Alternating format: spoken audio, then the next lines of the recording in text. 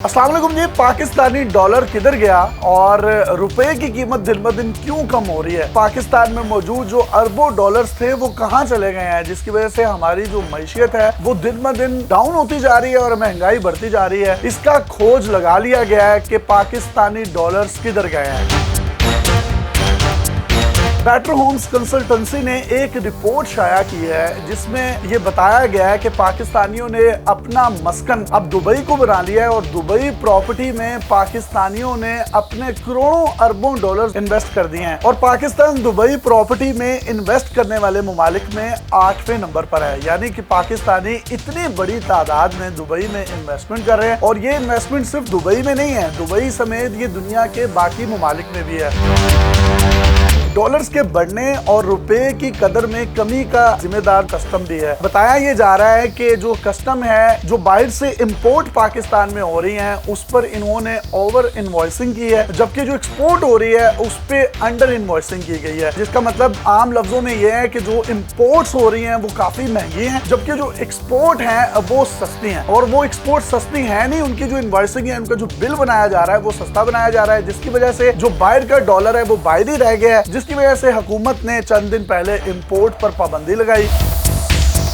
Import या imported Asia के बंद होने की वजह से जो हमारा लोकल मैन्युफैक्चर है उसने भरपूर उसका फायदा उठाया और बहती हुई गंगा में हाथ धोते हुए उसने अपनी लोकल प्रोडक्ट्स को इतना महंगा कर दिया कि आप देख सकते हैं कि पाकिस्तान में जितनी भी प्रोडक्शन हो रही है, मैन्युफैक्चरिंग हो रही है, डॉलर रेट ऊपर होने की वजह से और इंपोर्ट बंद हो जाने की वजह से उसमें शदीद किस्म की महंगाई हुई है। महंगाई का भी तूफान 1 से 2 हफ्तों के दरमियान आएगा। अभी जिस तरीके से आपने देखा कल और परसों गाड़ियों की कीमतों में तकरीबन 15 लाख से 50 लाख रुपए तक का इजाफा हुआ है, यानी फॉर्च्यूनर की कीमत 50 लाख रुपए बढ़ गई है। होंडा सिविक और होंडा सिटी की जो प्राइसेस हैं वो तकरीबन 10 से 20 लाख रुपए तक बढ़ी हैं और इनके जो ऑन है वो भी बढ़ गए हैं। छोटी जो ऑल्टो गाड़ी थी वो जब पाकिस्तान में लॉन्च हुई थी तो उसकी कीमत 9,99,000 यानी तकरीबन 1 मिलियन या 10 लाख रुपए थी। आज वो गाड़ी आपको 28 लाख रुपए में मिल रही है ऑन समेत। FATF ने भी पाकिस्तान को पिछले 3-4 साल से ये बात कह रखी है कि आप अपने डॉलर्स को रेगुलेट करें। पाकिस्तानी डॉलर जो है वो गैर कानूनी तरीके से बाहर बहुत ज्यादा जा रहा है या मनी लॉन्ड्रिंग बहुत ज्यादा हो रही है और ये जो डॉलर्स की मनी लॉन्ड्रिंग है ये हुंडी और हवाले के जरिए से जा रही है। तो उन तमाम पाकिस्तानियों के डॉलर्स जो कि कैश फॉर्म में या अकाउंट्स की फॉर्म में पड़े हुए थे पाकिस्तान में भी, उन्होंने इन तमाम डॉलर्स को बाहर दुबई भेज दिया। इसकी एक सियासी वजह भी है जिसमें ये बताया जा रहा है कि ओवरसीज पाकिस्तानी जो है वो इमरान खान साहब पर बहुत ट्रस्ट करते थे और वो खान साहब पर काफी पूरे एतमाद भी थे, लेकिन उनकी गवर्नमेंट जाने के बाद ओवरसीज पाकिस्तानी है उनका एतमाद भी कम हुआ है और पाकिस्तान में जो पॉलिटिकल नॉन स्टेबिलिटी है उसकी वजह से भी इकोनॉमिकल प्रेशर आ रहा है पाकिस्तानियों पर।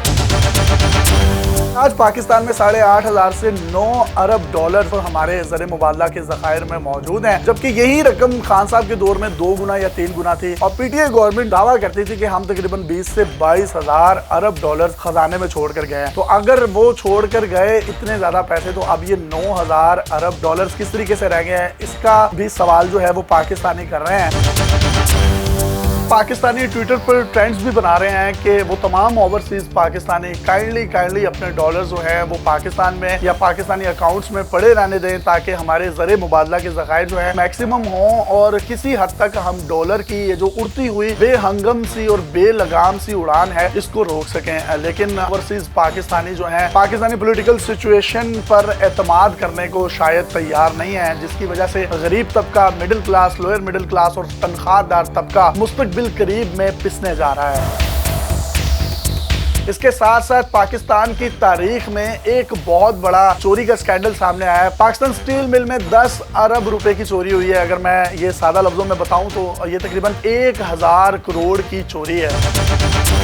पाकिस्तान स्टील मिल पिछली कुछ दहाइयों में पाकिस्तानी मईशत में रीढ़ की हड्डी की हैसियत रखता था और ये कोई चोरी ऐसे नहीं हो गई कि किसी शख्स ने 2-4 किलो सोना था उसको जेब में डाला और वहां से रफू चक्कर हो गया, बल्कि 27 जुलाई को आज से 2-3 दिन पहले 50 चोरों का एक टोला बड़े बड़े ट्रक्स और गाड़ियों को लेकर स्टील मिल में दाखिल हुआ और कहा यह जा रहा है कि वहाँ के जो इंतजामी सीनियर अफसरान है उनकी मिली भगत से ये चोरी की गई है, जिसमें कॉपर, स्पेयर पार्ट्स और इसके साथ साथ कीमती पुर्जा जात शामिल है जिनको वो गाड़ियों गाड़ियों पर लाद कर दनदनाते हुए वहां से निकल गए। CBA लेबर यूनियन जो है पाकिस्तान स्टील मिल्स की, उन्होंने इस हवाले से कंप्लेन भी की, लेकिन वजारत सनत व पैदावार के कानों पर जूं तक ना रेंगी। अब वजारत सनत व पैदावार को होश आ गया और उन्होंने FIA को एक लेटर लिखा है जिसमें कहा गया है कि ये जो 10 अरब रुपए की 1000 करोड़ की चोरी हुई है, इसमें जो लोग मुलविस हैं उनको कैफरे किरदार तक पहुंचाया जाए और तमाम लोगों को बेनकाब किया जाए। लेकिन ये मुमकिन होता हुआ नजर नहीं आ रहा।